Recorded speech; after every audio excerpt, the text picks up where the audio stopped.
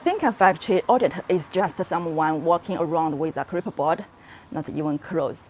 Most buyers only see the final report. Here is what auditors actually check inside the factory. First, auditors check the legal documents like the business license and the employee records. Then they tour the factory floor looking for safety issue, production capacity, and overall management. Next comes the interesting part. The interview works privately.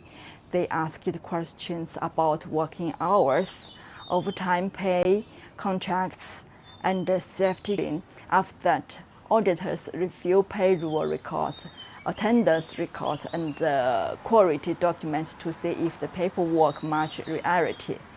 Finally, they evaluate the factory's quality control system and issue an audited report. But here is something many buyers don't know. Passing the audit doesn't mean the factory is perfect.